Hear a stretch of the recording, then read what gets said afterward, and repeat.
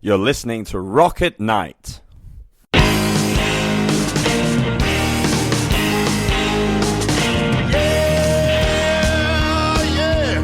Are you ready? Hey, tonight I'm gonna take you on a little trip. We're going down south by the mighty Mississippi. I'm gonna take you to a place where lights never dim. Bring your mother, your brother, and your best friend. I'm gonna show you where they dance out in the street. They'll tell you all about your body heat. Not gonna talk about it, just gonna do it. Get on down, if you feel up good. Now, get on down. Did it a minute ago. Yeah. Well, we formed in Blackpool about 1979. And by about 1990, the whole that kind of scene was running out of steam. It was like people just weren't going to those gigs anymore. So we stopped the band for about a week, and then we never got back to doing it again. And I got sidetracked by writing for music papers. I was writing books, doing bits of telly and all that kind of stuff. But I was still touring my other band, Gold Blaze. I still had me fix of music. But then My Bloody Valentine, about 4 years ago, they're doing ATP Festival, and they asked us to play ATP because years ago when My Bloody Valentine started, they used to support us. They were like one of our support bands, and we were very good friends with them. And the guitar player plays in the Membranes, played in My Bloody Valentine on their first mini album, so a lot of connections with them. But in the meantime, they become this huge band, and we were just like this weird little cult band. So it's an opportunity for them to give us a load of money to come play a gig. So we played a festival.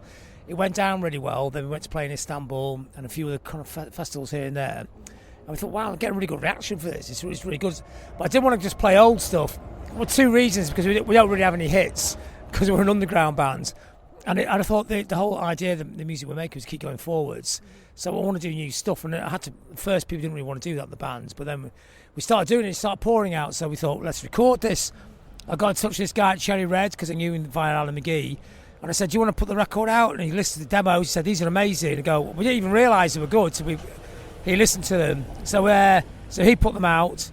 And the whole thing snowballed, really. Just went to the studio to record one album, then there were two, a double album, because the band was so hot. Every time we started playing something, a song would appear like that.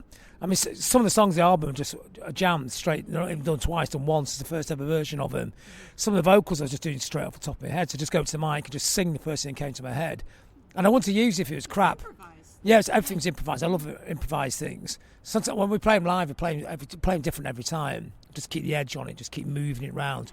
Because really the music's to capture an atmosphere. And the atmosphere was the dark, melancholic atmosphere of all the great Northwest music, which must sound weird if you live in a hot, sunny place. But Manchester, but the weirdest thing is that people in the Mediterranean and in America love that kind of music more so than they do in England. You know, but it's the inclement weather in the north because it rains a lot, and we grew up in that post-industrial period. Now, me and the guy who's singing this band and producing today, we grew up together, and we grew up in a holiday town called Blackpool, so it's a bit like Miami, but not like Miami. It's a bit like Las Vegas, tacky holiday town. So we didn't have the industrial wasteland northern thing, but Manchester and Liverpool did. They really were beating up them cities then, and people didn't sing songs against it, but the darkness, the gloominess went into the music, and it sounded amazing. So you listen to Joy Division. Joy Division don't do songs about life's not fair, I don't have any money. They just sing songs that reflected what Manchester looked like at that time. You know, if you listen to their music, that's what Manchester did look like. It was all warehouses, broken windows. It looked like this. It doesn't look like this now. It's all like it looks like this now, like expensive buildings everywhere. You know, so that was. But we grew up with that. That was part of our heritage growing up. So we tapped back into that side, the natural side of our music, and it was much more experimental, darker, weirder. And the original stuff. Yeah, probably. Well, the original stuff was. We didn't know how to play that well then because we were so young. Well, over the years, we kind of technically you've got more. Yeah, we kind of training. We kind of understand how to do it now. Yeah. But one of the tricks is to keep it simple. Actually, the simpler you make it. Now, this new album is a concept album wrapped around quantum theory physics. So you want to talk about why or how that started? I did. Do you know those TEDx talks? Or TED Talks, where you get 17 minutes to talk about a topic. I did one about punk rock DIY in Salford, and what they do is they get all the guests to sit around and have dinner together. So I sat there, and you got a round table. It's just like a normal table, like then, just like a table. Like we just had dinner then, And the guy sat opposite me. I said, "What do you do, mate?" And he goes, "Actually, I want to talk to you because you're going to talk about punk rock, and I love punk rock. Buzzcocks my favourite band. Tell me about the Buzzcocks." And I was saying to him, "So what do you do anyway?" And he goes, "I'm the head of the CERN project in doing the Higgs boson thing. You know, doing the Higgs boson project at the time at CERN in Switzerland." I go, "Whoa. I'll tell you about the Buzzcocks, but very quickly, because you're going to tell me everything about the universe from the beginning to the end." So he started telling me about it, because he's a really nice bloke. He's called Joe Incandela, and he's the head of the CERN project. Where's he from? He's from, this is cool, but he comes from a little village near Chicago, 100 houses in it, and one of the people he went to school with was Laurie Anderson. And I said, is that the high achieving village in America? And she wrote the theme tune for CERN. They have a little theme tune for it. They're mates, yeah, so it's quite weird. So he started talking about the universe and how the Big Bang, they trace it back to the first trillionth of a second.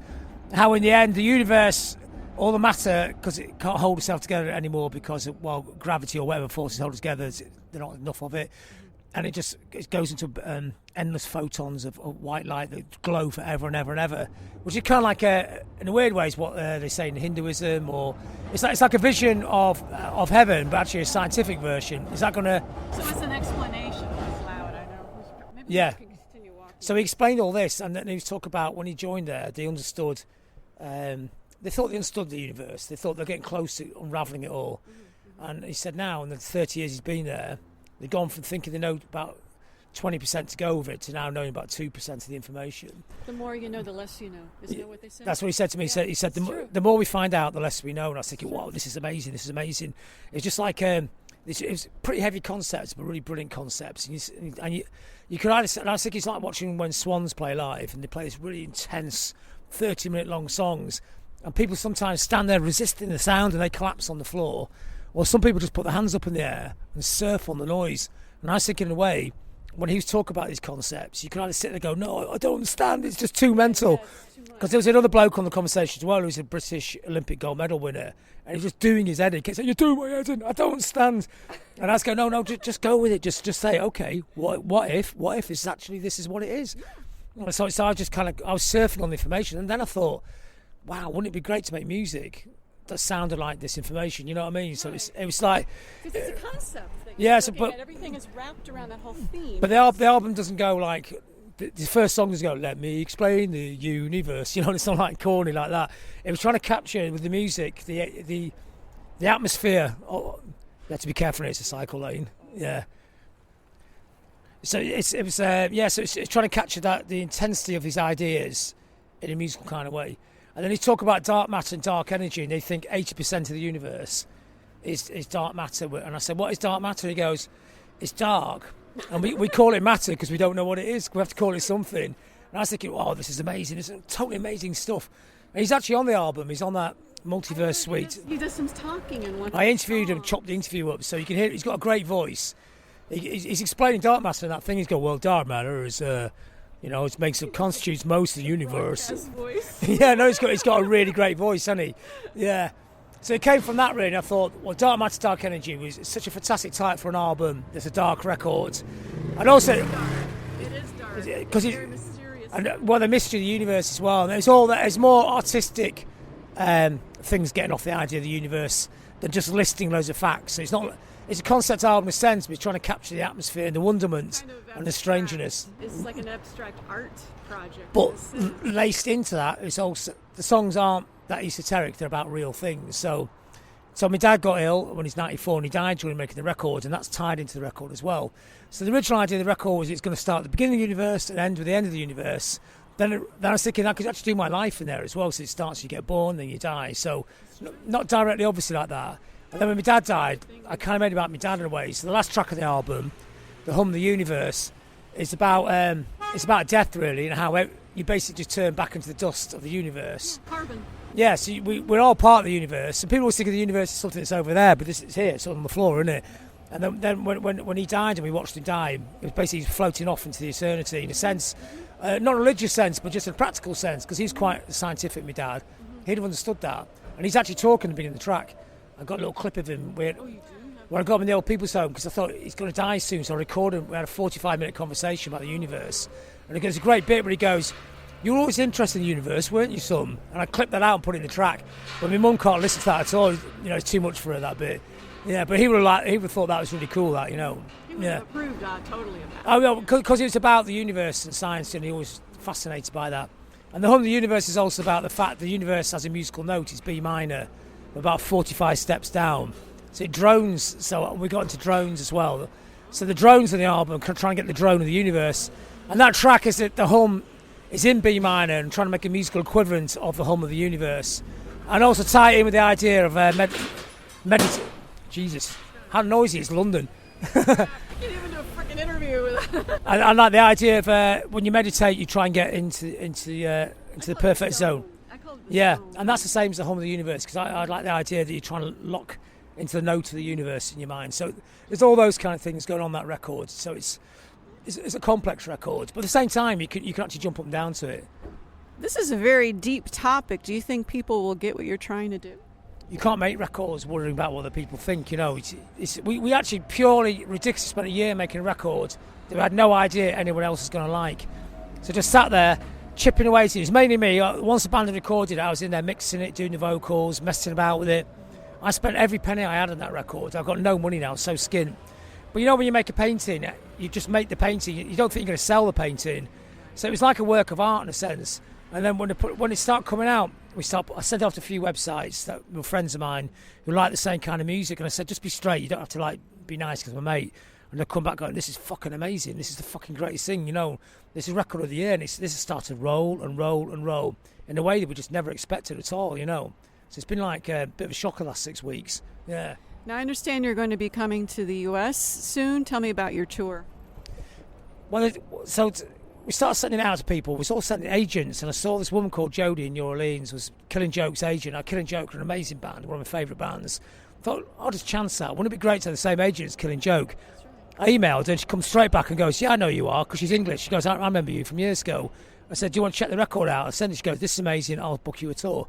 And she said, you might need a record deal. And I go, well, who do you suggest? And she suggested one label, Metropolis, and we sent it off to him. And he came back an hour later and signed it. It's like, and that was easy, wasn't it? Smart man. Smart man. So all that bit's been easy, but the hard bit's actually, you know, if we're playing in Denver, who the fuck's going to go? Because I've never been to Denver in my life, you know. It's and nowadays people go to gigs. Is it, you know, they'll fit? Is it pop punk, post punk? This that? People go to scene gigs, but we don't fit in anywhere. So I don't know how the hell. Well, how would you describe the music? Well, I guess in a sense we grew out of post punk because we came out of punk, and I call it post punk. yeah, and it's in that kind of ballpark. But it's quite psychedelic in parts, and it's our own thing in other parts. I guess the post punk things because the bass is the lead instrument, when there's always a lead instrument. Post punk is key instruments, and everything else fits around it. That's our period, but it does sound kind of now as well. So we didn't want to make it as a retro piece. We want to make it as it is now, but you can't help the things you love, can you? And I love like lead bass, so that has to be in there.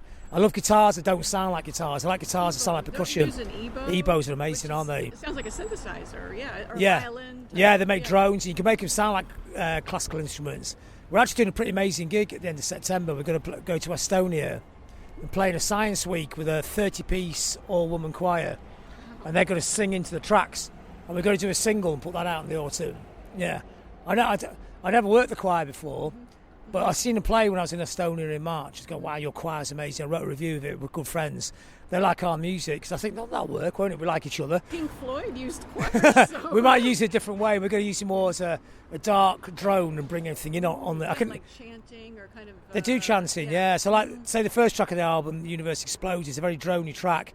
I can hear the beginning there kind of going, whoa, and we come in over the top of it. Some kind of yeah, that kind of thing, meditative sound. Because that's in there as an ohm in that track anyway. But the tracks like Space Junk, which is a more funky track, in my head I'd imagine, well, just going there to go, wah, and wave the hands in the air and put them down again. And I think that would actually visually look amazing. Because there's 30 of them. So you'll be making a video? We're going to film it, yeah, because their national TV will film it. Because they all dress in red and we'll all dress in black, and they'll stand in a semicircle around us and we'll play. And they look amazing, you know, they look really good. Because the visual things are important. Yeah. Sure. Friday, September the 25th. Yeah, and we're going to have a scientist from Turkey talking. I'm going to interview him about the universe, because we did a couple of events. The first thing we did before the album, we did a thing called The Universe Explained, where a CERN scientist came to Manchester and I interviewed him on stage about particle physics. This woman came, explained how life could appear anywhere in the universe and how it could work like that. And we had a string section playing a drone thing at the beginning.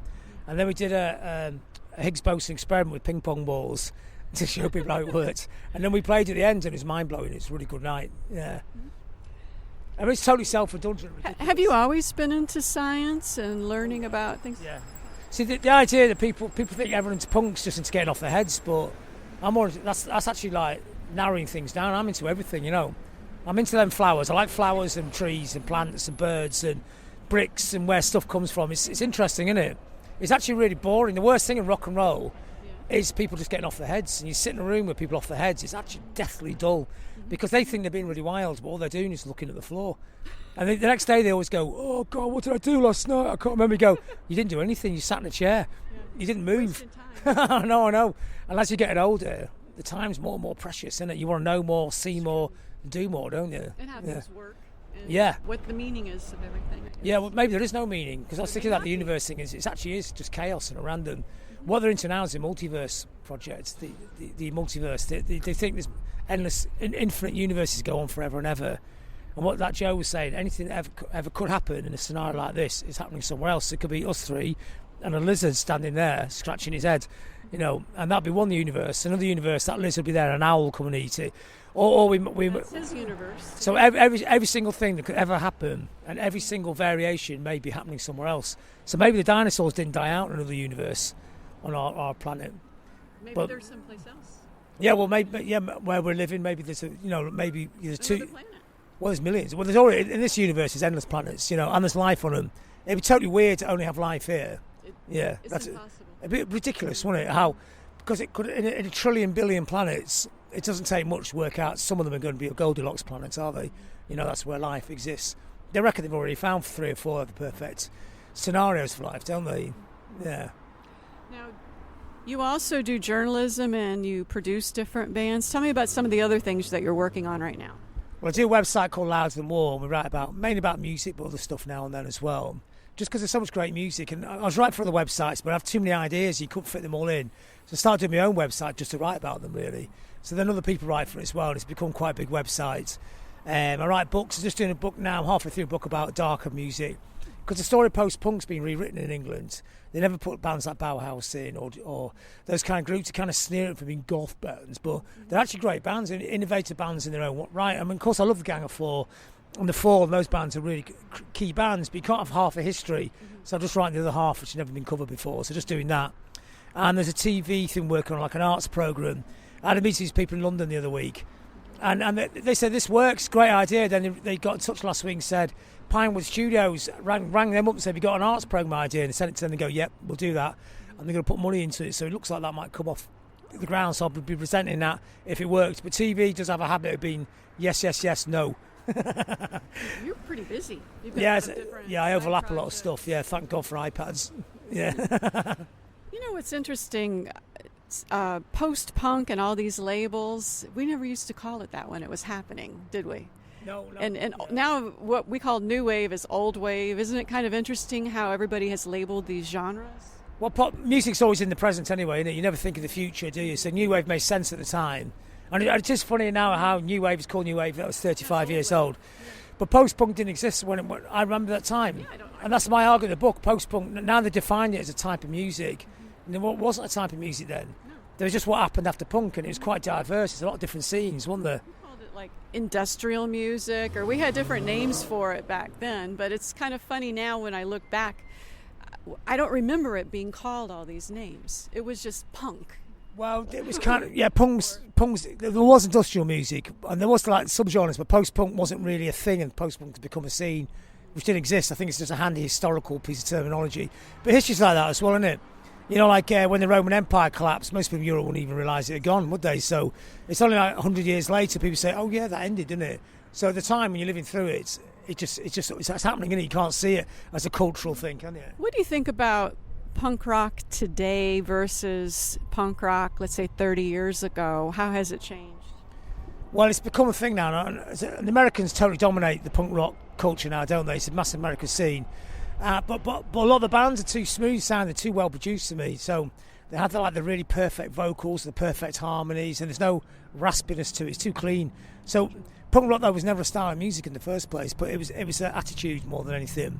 So some groups that people now you play and they go, that's not punk rock. And you go, what do you mean? This is not style of music. So a group like Suicide, who are an amazing band, but they're already older than everyone there. But there's just one guy keyboards, one guy singing. At the time, of course, a lot of punks didn't like them, but there's a few punks did like them. They're very influential on a few people. But they're an example of what a punk was, very wide parameters. You know, it wasn't a style of music, but it's become a style of music now, where it's usually four blokes. It always seems to be blokes: guitar, bass, drums, vocals. Garage bands, basically, but loud. And, Yeah. and the thing is, in the old days, it had a purpose. Well, it still has now. I mean, Green Day are a pop band, really, but they're kind of punky, but they sing political songs. So American Idiot is actually a fantastic political album. I interviewed Anti-Flag about a few months ago, and it's funny, when I was talking to the kids that were watching, I said, are you political? Are you into political topics? And they said, oh no, I'm not political. Do you like Anti-Flag? Do you like their message? Well, what message? They're not even hearing what Anti-Flag is trying to say. Do you know what I mean? But in the punk days, it's like that. don't get it. Most kids who went to see The Clash wouldn't be political, you know. I've got friends, well, not friends, but I know people like Crass who are like Nazi skinheads, you know.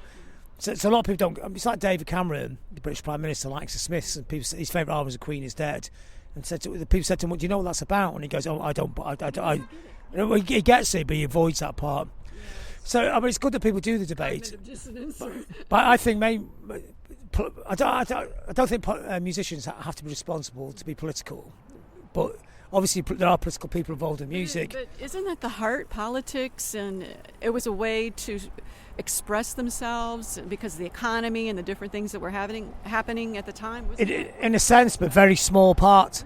I think I love political songs, you know, especially when they're on the left, and obviously the ones on the right are a bit more awkward, aren't they? See, that's true as well. 'Cause even if you hear a really great song that's got right-wing lyrics, you probably still like the song because you actually do ignore the lyrics. So I'm not sneering those people for not listening to Anti-Flag or the Smiths or whatever, you know, because it's a bit. Also, there's a contradiction at the heart of rock and roll, isn't there?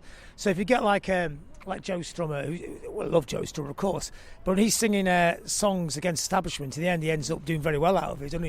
He's like a multi-millionaire who had a big house singing songs against establishment, and that's not his fault because that's how the system is. But he makes it very difficult, and it's so contradictory that people can see the contradictions over the years. I mean, you look at Bob Dylan. Bob Dylan's worth like $100 million, isn't he? But he's still a symbol of a political idealistic era that probably wasn't anywhere near as idealistic as people assume it was, you know, because the thing is, people say, well, punk, everyone's really political. I go, were they? What about the Ramones? Bubblegum bands. Half the band voted Republican. Well, one of the greatest bands of all time, but Dee Dee and Johnny Ramone were Republicans. They thought Ronald Reagan was the greatest man ever, didn't they? I didn't know that. Oh, yeah. I mean, quite a lot of people in punk are actually quite right-wing. So when people say it should be this and it should be that, and it used to be this and it used to be that, I always have to correct them a bit, you know. The Clash had a very political thing going on. They're kind of leaning on the left a bit. The Pistols were completely nihilistic. They weren't political at all, but it was necessary. Culture needed a blowtorch. England needed waking up. And you could trace a lot of what's happened in England back to the Pistols, but not on, you know, by accident came from them. But other bands weren't that political. But then there's a lot of people involved in punk who had an axe to grind, who kind of. So that's the thing. People bring their own. You can listen to a piece of music and everyone's got a different interpretation of it, haven't they?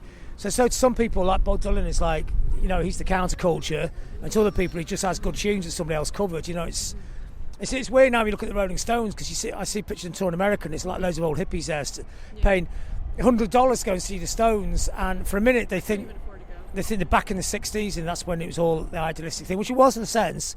But the Stones were never idealistic. The Stones were always about just taking the money. True. They're the greediest people ever, you know. They changed the style. When disco was in, they became disco, and different genres. They're good at changed. disco. They did too. Yeah, but they're kind of good at doing disco. Because the thing about the Stones was, and there's a lot of things in their favour, they were great at doing black music, you know. So disco was black music, and blues were funk. I mean, they were great at playing black music, you know, and that's their thing because it's hard to play it as good as the black guys can play it. You know, white guys aren't as funky, just the way it is, isn't it? But the Stones were pretty funky, you know. And they were good at that. And when they did their disco songs, they're actually good at doing disco songs. You know, it's probably I love that song. It's probably one of the last great things they did, wasn't it? Miss You. Yeah. That's a good song. I mean, everything's good about the Stones, apart from the fact they're just greedy fuckers, aren't they? You think by now they do world tour and say it's free. We don't need any more money. Thanks for supporting us for 50 years and making us multi-trillionaires. I actually said that recently about Paul McCartney because the tickets were like $300 or something like that. And I thought, you know what? The fans made you. Couldn't you do a charity concert? Yeah. Couldn't you do a couple freebies and throw us a bone? Because you would not be where you are if it wasn't for the fans. That's how I think. And I think music has a value. I think people should pay for music. You know, if you're in a band, you need to get paid, you know. Concert. Yeah. I mean, someone like that, he doesn't need the money anymore. And he takes money out the music market as well, because if he's charged $200, if you went to that, you wouldn't be able to go to a gig for 6 months, you know. So, like, so small bands should get paid. People should be living off it. And all those, and people shouldn't take music for free. But when you get people that rich, maybe they should just charge $10 just to cover the costs, you know. They don't take their cuts because they're so loaded. I always think that with U2. In fact, U2's worse. That's even more hypocrisy, isn't it? They tell people, like, Africa's got no money. And they say to people in Ireland they should pay their tax. And they took all their money out of Ireland and put it into Holland so they wouldn't have to pay tax. And then Glastonbury, people held up these banners saying pay your tax, and they got their security to throw them out. And I was thinking, if you were an ounce of punk rock to you, you go to those people, protest and go, it's my money, what the fuck's it got to do with you? I mean, they're not supporting the people that no. Because I went to Dublin and I asked people about U2, and that's exactly what they said, that they were resentful against Bono and U2 for taking the money out of Ireland instead of helping the people there. Well, they always say they did put it back in by building a 5-star hotel, but I think, well, that's not quite north, that's not south, this is South Dublin. Upper coast. Yeah. Well, it's not their job to subsidise everybody, but at the same time, they can't go round, hey, look, I'm like Jesus. No, you're not Bono. You're not like Jesus. Jesus probably didn't exist, but the mythical version, Jesus, whoever it is, wasn't like that. He went out. Literature. He went to the temple and he kicked the tables over from the moneylenders and threw him out the church, didn't he? That's not quite the same as Bono, is it? John, I love the way You're listening to Rock at Night. Thanks for the intro melody. It's called Get On Down by Billy Bass Alford. Thanks.